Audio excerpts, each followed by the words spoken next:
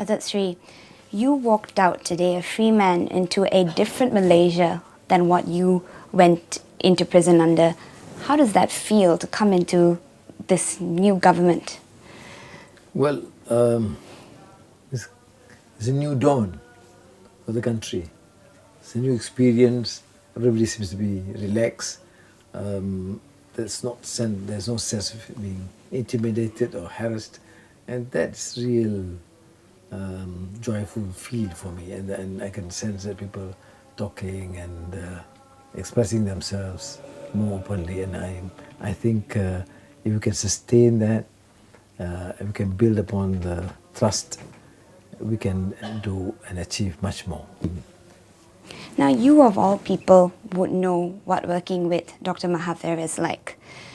And do you actually believe that he is different from the man that you knew about 2 decades ago?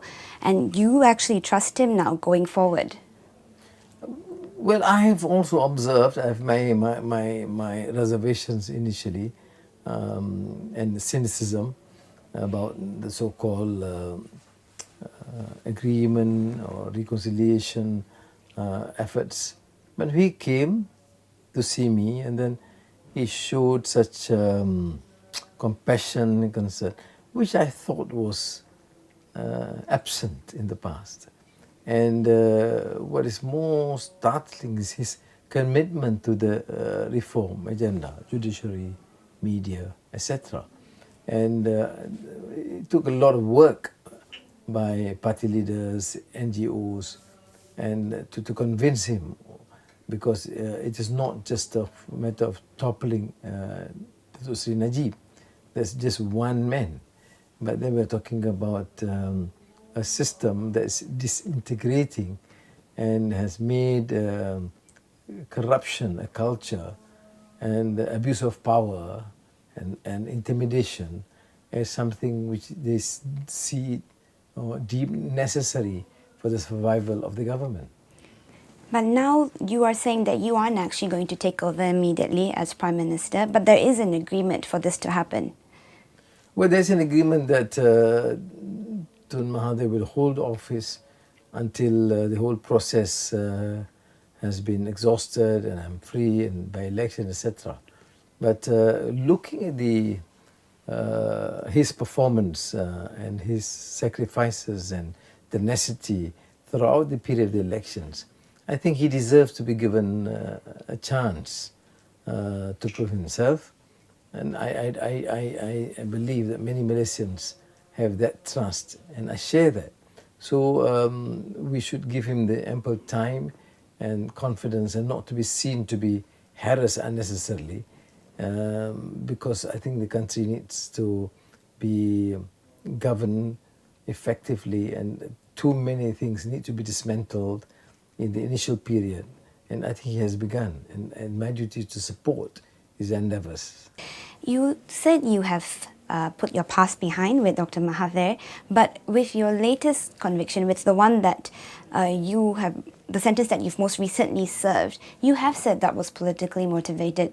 So do you still believe that that was something put in place by Mr. Najib's government to keep you out of politics? It's clear. The decision was just 2 days before Kajang by-elections. And 5 years means enough time for them to conduct elections without my being present. It's just 1 month away, you know. 8th May, 9th May is just a month before 8th June, when I was due to be released. What is pre-planned? The unfortunate thing is that the judiciary is complicit in this. The way they rushed into it, and Karpal fighting tooth and nail to get them to at least allow us to present our case. No, they didn't. They had to finish it, and they have to convict me then, because then they would deny me contesting in the state by-election. Now you have Muhyiddin Yassin as part of your coalition among other people from UMNO.